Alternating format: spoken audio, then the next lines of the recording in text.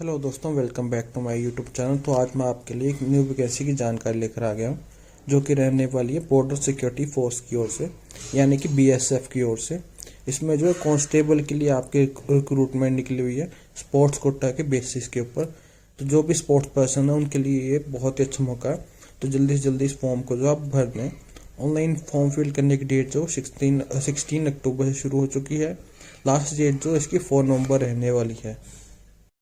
तो चलिए बात करते हैं वैकेंसीज के बारे में। तो टोटल में आके जो है 391 वैकेंसी आपकी रहने वाली है अलग अलग डिसिप्लिन में, और उसमें अलग अलग इवेंट के हिसाब से जो है मेल और फीमेल के लिए अलग अलग वैकेंसी रहेंगी। तो चलिए बात करते हैं इन वैकेंसी के बारे में। तो सबसे पहले जो डिसिप्लिन आएगा आर्चरी आएगा। उसमें जो है मेल कैंडिडेट के लिए 4 वैकेंसी रहेंगी, फीमेल कैंडिडेट के लिए भी 4 वैकेंसी रहेंगी अलग अलग इवेंट के हिसाब से आपके।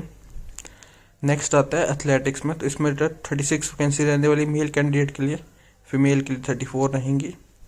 बास्केटबॉल में 6 रहने वाली मेल के लिए, फीमेल के लिए 12 रहेंगी। बैडमिंटन में 2 रहेंगी मेल के लिए और 3 रहेंगी फीमेल के लिए।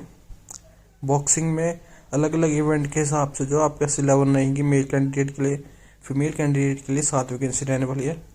साइकिलिंग में 4 वैकेंसी रहेंगी मेल कैंडिडेट के लिए और 4 ही रहेंगे फीमेल कैंडिडेट के लिए। डाइविंग में 6 वैकेंसी रहने वाली हैं मेल कैंडिडेट के लिए और 5 रहेंगी फीमेल कैंडिडेट के लिए। इक्वेस्ट्रियन में आपकी 4 वैकेंसी रहेंगी मेल कैंडिडेट के लिए, फीमेल के लिए कोई नहीं रहेगी इसमें। फेंसिंग के लिए जो आपकी 3 वैकेंसी रहने वाली हैं मेल कैंडिडेट के लिए और 5 वैकेंसी आपकी रहेंगी फीमेल कैंडिडेट के लिए। फुटबॉल में 5 वैकेंसी रहेंगी मेल कैंडिडेट के लिए और 6 वैकेंसी जो रहने वाली है फीमेल कैंडिडेट के लिए। नेक्स्ट जो रहेगी वो रहेगी जिम्नास्टिक में। तो इसमें 3 वैकेंसी रहेंगी मेल कैंडिडेट के लिए और 6 वैकेंसी रहेंगी फीमेल कैंडिडेट के लिए। हैंडबॉल में 6 वैकेंसी रहेंगी मेल कैंडिडेट के लिए, 10 वैकेंसी रहेंगी फीमेल कैंडिडेट के लिए। हॉकी में 6 वैकेंसी रहेंगी मेल के लिए और 6 रहेंगी फीमेल के लिए। कबड्डी में 6 रहेंगी मेल के लिए और 8 रहेंगी फीमेल के लिए। जूडो में 6 रहेंगी मेल के लिए और 8 रहेंगी फीमेल के लिए। कराटे में 7 रहने वाली है मेल के लिए और 6 रहने वाली फीमेल के लिए। स्पीक टैकरा में 2 रहेंगी मेल कैंडिडेट के लिए और 2 रहेंगी फीमेल कैंडिडेट के लिए। स्विमिंग में 16 रहेंगी मेल कैंडिडेट के लिए, 8 रहेंगी फीमेल कैंडिडेट के लिए। इसमें अलग अलग इवेंट्स के हिसाब से आप चेक कर सकते हैं किसके लिए कितनी वैकेंसी रहेंगी। शूटिंग में जो आपकी 6 वैकेंसी रहेंगी मेल के लिए और 7 वैकेंसी रहेंगी फीमेल के लिए। टेबल टेनिस में 2 वैकेंसी रहेंगी मेल के लिए और 2 ही रहेंगी फीमेल के लिए।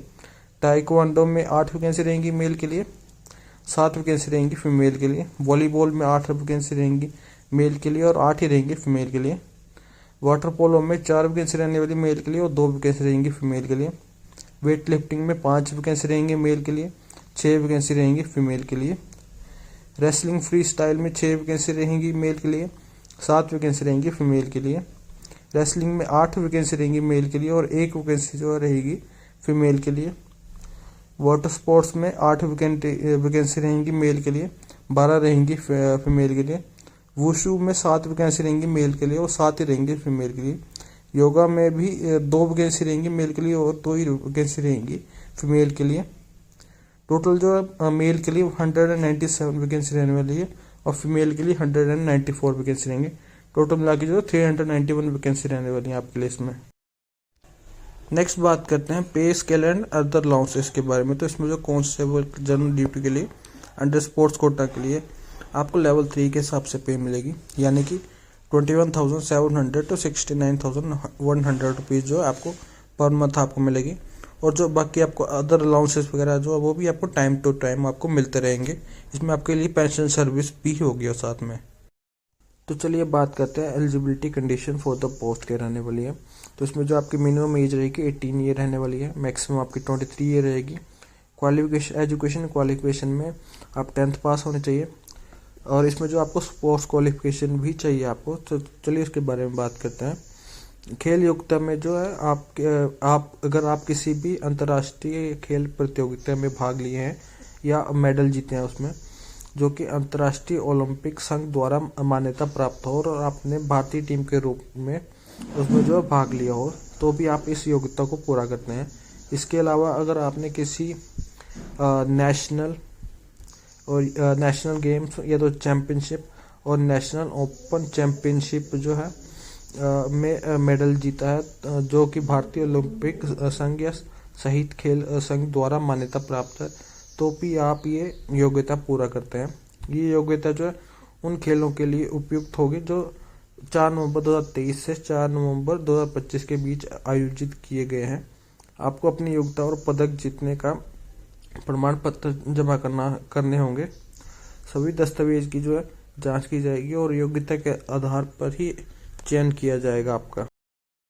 तो चलिए नेक्स्ट बात करते हैं एज एंड रिलैक्सेशन के बारे में। तो इसमें जो अपर एज में जो आपको रिलैक्सेशन दी जाएगी SC/ST कैंडिडेट को 5 ईयर की, और OBC कैंडिडेट में जो नॉन क्रीमी लेयर वाले हैं उनको 3 ईयर की जो आपको रिलैक्सेशन दी जाएगी अपर एज लिमिट में। तो चलिए अब नेक्स्ट बात करते हैं सिलेक्शन प्रोसेस के बारे में। तो सबसे पहले जो ऑनलाइन एप्लीकेशन फॉर्म और डॉक्यूमेंट की जो जांच होगी आपके, अगर सब कुछ ठीक होगा तो एडमिट कार्ड जो आपके जारी किए जाएंगे।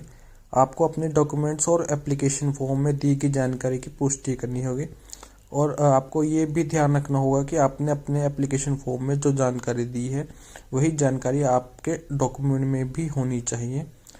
देन नेक्स्ट आपको आता है कि आपको अपने ओरिजिनल डॉक्यूमेंट दिखाने होंगे, जैसे कि Aadhaar card, PAN card, education certificate etcetera.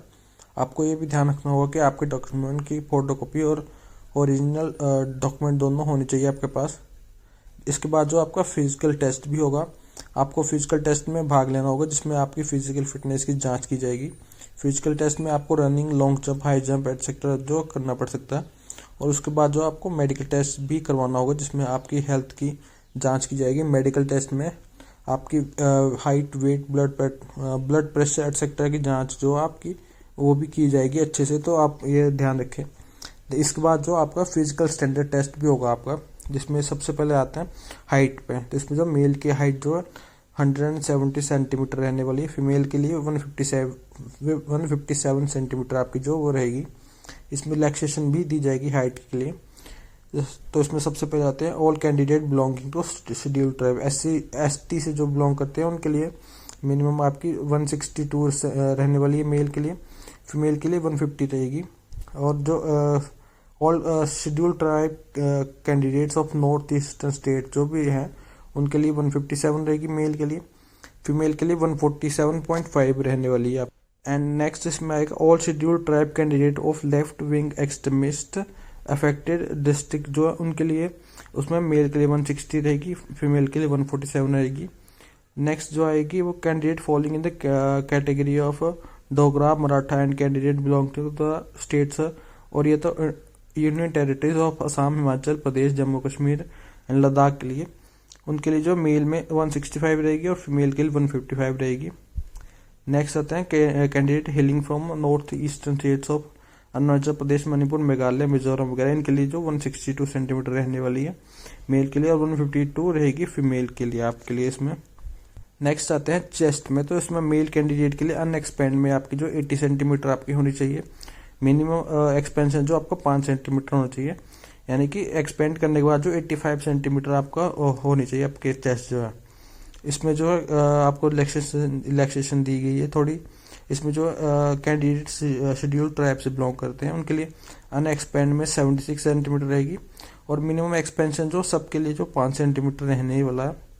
और जो candidate following the category of Dogra, Maratha candidate belong to the state, और ये तो union territories of Assam, Himachal Pradesh, Jammu Kashmir and Ladakh, उनके लिए 78 रहेगी।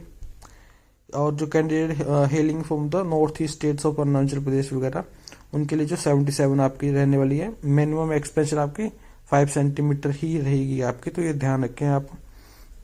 इसके बाद जो आपका मेडिकल भी होगा, जिसमें कि आप मेडिकली फिट होने चाहिए, मेडिकली और फिजिकली जो आप फिट होने चाहिए। इसमें आपकी आई साइट वगैरह, जैसे आपको विजन वगैरह चेक कर सकते हैं, आपकी टैटूज वगैरह तो नहीं है वो भी चेक कर सकते हैं, तो इस बात का जो आप ख्याल रखें अच्छे से। एंड इसके बाद जो लास्ट में आपकी मेरिट लिस्ट बनेगी, जिसमें आपके डॉक्यूमेंट, फिजिकल टेस्ट और मेडिकल टेस्ट के रिजल्ट के आधार पर मेरिट लिस्ट बनेगी। आपको 2 या अधिक आपके मार्क्स सेम होते हैं तो हाईएस्ट मार्क्स वाले को पहले जो है जगह दी जाएगी। चलिए आज के लिए इतना ही। एक बार फिर से बता देता हूँ कि इसकी जो फॉर्म फिल करने की डेट है वो 16 अक्टूबर से शुरू हो चुकी है। लास्ट डेट जो इसमें 4 नवंबर रहने वाली, तो ज़्यादा समय नहीं बचा, तो जल्दी से जल्दी इस फॉर्म को आप फिल कर दें। इसमें टोटल मिला के आपकी 391 वैकेंसी आपकी रहने वाली है। तो इसी तरह मेरे चैनल पर बने रहें, लाइक शेयर एंड सब्सक्राइब करना ना भूलें। आशा है कि वीडियो आपके लिए हेल्पफुल रही होगी। धन्यवाद।